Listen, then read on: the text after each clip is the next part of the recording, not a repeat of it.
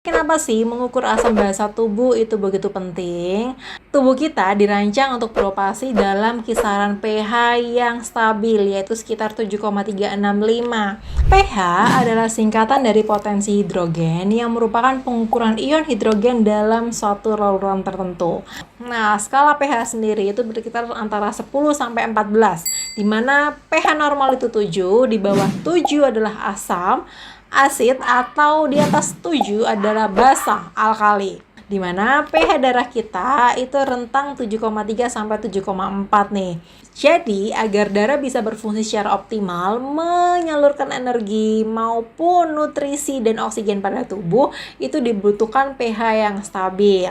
Kurang dari itu atau lebih dari itu maka bisa menyebabkan masalah kesehatan serius pada tubuh. Makanya kali ini aku ingin sharing ke teman-teman tentang tanda-tanda dan efek jangka panjang ketika tubuh terlalu asam. Apa aja itu? Yang pertama, sistem pertulangan pada tubuh. Ketika tubuh terlalu asam, maka kalsium yang disimpan di dalam tulang akan dilepaskan untuk mengikat dan menetralkan kelebihan asam pada jaringan. Penipisan kalsium awal di otot ini bisa menyebabkan kram-kram di area otot tubuh.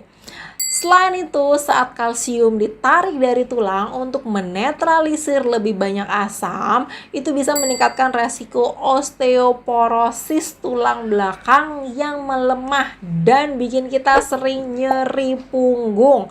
Postur tubuhnya jadi lebih bengkok, serta bikin artritis degeneratif, nyeri-nyeri pada sendi.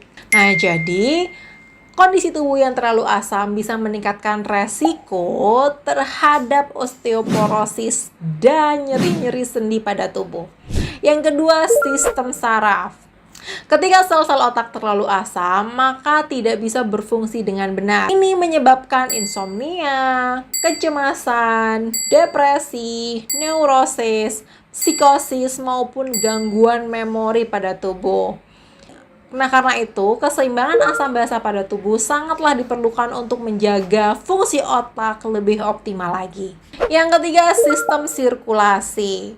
Kondisi asam yang berlebihan pada tubuh itu bisa meningkatkan penempelan bakteri, jamur, maupun virus pada dinding bagian dalam arteri tubuh.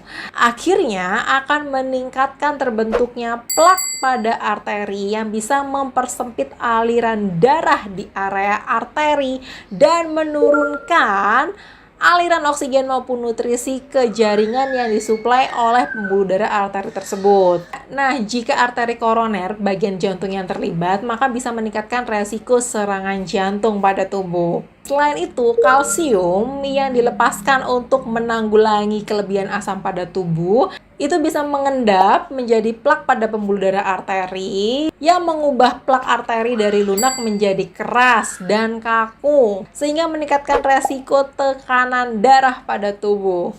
Sistem pencernaan. Nah, ketika pH tubuh terlalu asam, sel-sel yang melapisi lambung dan usus kecil bersama-sama dengan sel di pankreas yang bertanggung jawab untuk memproduksi dan melepaskan enzim pencernaan itu tidak berfungsi dengan benar.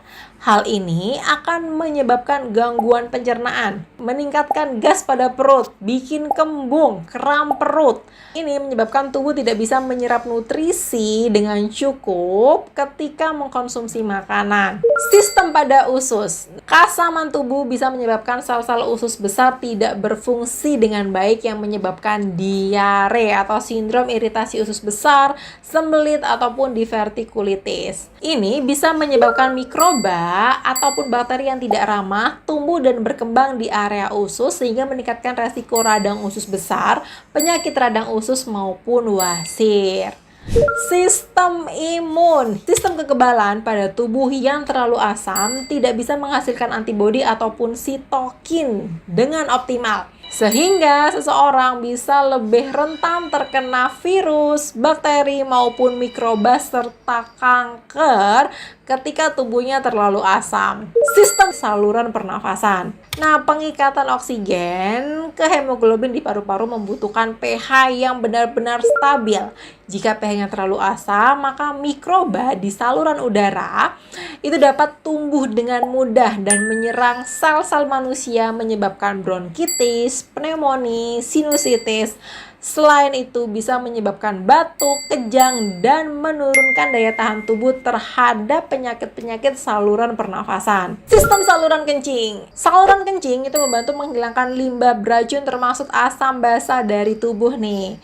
Nah, ketika tubuh terlalu tinggi pH-nya, maka mikroba ataupun bakteri bisa tumbuh lebih cepat di dalam urin.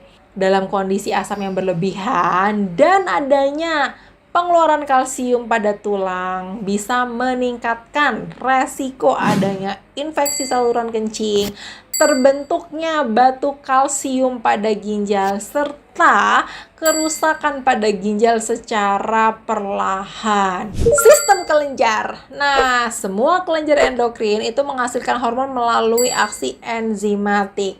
Jika pH tubuh terlalu asam, maka sel kelenjar tidak dapat memproduksi dan melepaskan hormon yang cukup untuk kebutuhan tubuh. Hal ini menyebabkan perubahan suasana hati, ketidakseimbangan gula darah, kelelahan, dan penurunan fertilitas atau sulit untuk bereproduksi. Dan yang terakhir adalah penurunan berat badan. Ketika pH terlalu asam, enzim metabolisme di dalam sel tidak bisa bekerja secara efisien, sehingga bisa mengganggu pemecahan lemak pada tubuh nih teman-teman. Yang paling berpengaruh terhadap keseimbangan asam basa tubuh adalah ginjal. Nah, aku udah pernah bikin videonya tentang fungsi ginjal, di mana ginjal ini adalah organ yang paling penting untuk menjaga keseimbangan asam dan basa pada tubuh. Ketika tubuh mengkonsumsi makanan yang terlalu tinggi asamnya, maka kelebihan asam itu akan disaring dan dikeluarkan melalui urin oleh ginjal. Namun tidak hanya makanan nih yang bisa menciptakan kondisi asam pada tubuh. Ketika kita menggunakan otot, bernafas, mencerna makanan, maupun faktor lain seperti stres, lingkungan yang tercemar, bahkan kurang tidur dan obat-obatan juga bisa meningkatkan keasaman pada tubuh nih. Jadi sangat penting sekali untuk menjaga keseimbangan asam basa tubuh melalui makanan, aktivitas, olahraga, maupun menjaga pola hidup sehat untuk menghindari segala jenis penyakit-penyakit yang bisa muncul akibat ketidakseimbangan asam basa tubuh. Dan kalau ada pertanyaan atau ada yang diskusikan, silahkan komentar di bawah ya. Dan teman-teman, see you di video lanjutan ya. Bye-bye. Bye-bye.